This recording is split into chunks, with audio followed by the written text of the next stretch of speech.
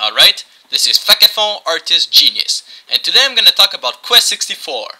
Now, originally I was gonna do something like Killing Floor, or Alpha Protocol, or Doom, and thanks again, Gangsta JC. But the problem is, well, I've done like 17 videos of Half-Life, and I'm kinda fed up of gun games. So, well, Quest 64. But before I officially start, I just want to talk about the reviews I read, especially on GameFAQs. The points that we're giving out for this game, like, they reached from 1 to 10. It was extremely varied. The average score was 6, I think, but yeah. I mean, some people liked it, some people hated it. Now, I thought some of the hate was a bit, like, too intense. I mean, when a game series starts getting crappy, of course you're gonna get angry because it starts sucking. But I think Quest 64 is the only one of its kind, the only one of its series. So as I know, there's no predecessors, there's no successors, so I don't really know why. But some of the hate is extremely legit. Anyway, enough about that, let's get to the game. So first, I'm going to talk about the story because most RPG are story driven. So let's get to the story of the game. So you're a magician who likes to dress in blue, and you wear a little red cape, and you fight with a stick, if you can call it that. But anyway, so you're an apprentice magician, and you talk to an old man, and he tells you to go out to save the world. So you collect 4 orbs of elemental power, and then you defeat some kind of evil overlord who wants to dominate the world. Huh. Now, where have I heard that plot before?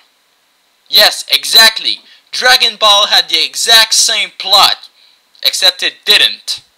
So what's different between this game's plot and the one from Final Fantasy 1? Well, for one thing, you don't save a princess, you save your dad. But the main plot of the game is that you need to save your dad, until it becomes a subplot after the first city. And when you finally do get your dad, reach your dad, he just says like, no, don't go on, it's dangerous. And then you completely ignore him, continue the game, and when you get to the finish screen, they don't even mention your dad ever again. Yeah. So this is the first game I've ever seen which the main plot gets completely tossed aside for another thing that's way more important. Yeah, I mean, the only reason you get out of the academy at the beginning of the game is to save your dad. You don't even save him, you just ignore him. So yeah, that's the story. Speaking of which, another difference between this and Final Fantasy 1, because there's a lot, is that you don't have a party. You're all alone for the entire game. So, well, you go on your adventure alone in this huge, unforgiving, enormous world. The maps are too big, and I already said that it's a common flaw in Nintendo 64 that maps are too big, but this game got way too carried away with this.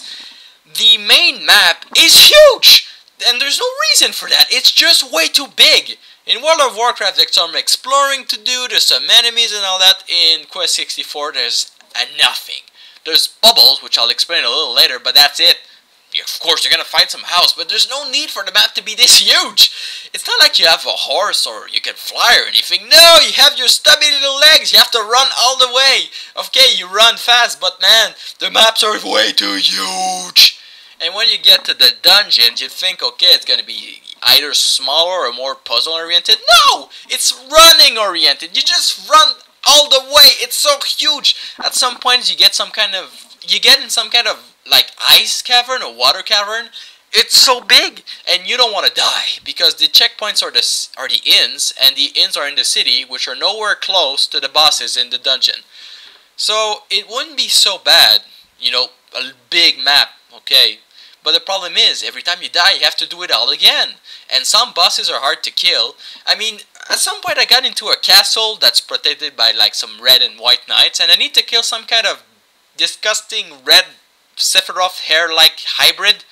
And when I got to the guy, I had almost no healing items left, and I just got my ass kicked all the time. I had to redo the path all the way again. And the problem is, you can't buy items. The weapons you have are the weapons you're gonna keep, and you have one weapon.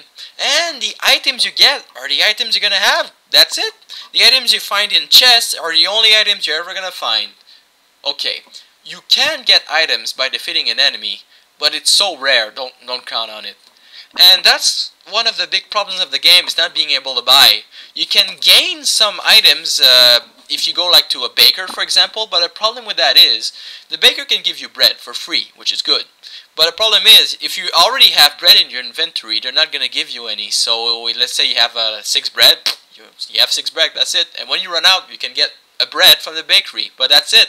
When I get to the boss, I have like 1 bread, 1 better bread, and like dragon elixir or something, and that's it. I was full of like mana restoring things, sorry, but that's it. Anyway, conserve your items because you're not getting any more. And another problem I encountered was leveling up in this game is it's actually well done, and the magic is really fun to use because you have a lot of magic from the 4 elementals. You get some water, rock, wind, fire, and each spells are pretty good. Some of them are just crappy, but you just came over, so it doesn't matter. And to level up your magic, you either just fight or you find those bubbles, like I mentioned, just, I don't know, laying around in the fields. Yeah, I don't know why. They're just bubbles coming out of the ground, and when you check the bubbles, it gives you a magic level up. Why not?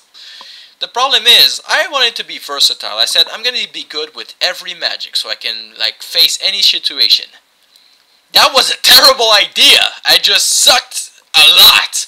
I mean, I could get away from the little fights and, like, without too much problem, but when I got to the boss, I just got my ass handed to me. So, here's my tip for you. Get the healing spell at the beginning of the game, and then just go rock. Because when you level up a lot in rock, you get a spell that gives you immunity to every spell in the game. So, bosses suck against you, enemies suck against you, and if you want to avoid physical attack, just move away. And then you're invincible. Yeah. Anyway, so this game definitely has its flaws, but I will give it something. The graphics are gorgeous as far as Nintendo 64 goes, and there's a lot of character models, a lot of monster models, and that makes it for a very interesting game. It also has a wide variety of landscape, so graphic-wise, it's magnificent, one of the best. And as far as the fights go, they're tedious, but they're well made as well. It's kind of a hybrid heaven type of fight, turn-based.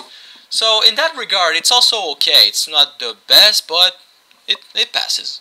So yeah, there isn't much else to say. I can talk about one of the allies you have, some kind of girl that follows you everywhere, Shannon I think, and she tells you nothing interesting or important, and yeah, she always beats you to the town you go to, and I don't know how she does it, and even if you teleport back to another town, she'll still be there saying the same old thing. And at the end of the game, you realize she's evil, in quotes, and then at the end of the game, she says, you know what, maybe I should try being good, because humans rock. Okay, thanks. So yeah, that's pretty much it for Quest 64. If I had to grade it, I'd say 6 on 10. It's kind of like a kid just like passing on its ass on an exam. Well, this is the end of the review. Stick around because next review will probably... Yeah, good night.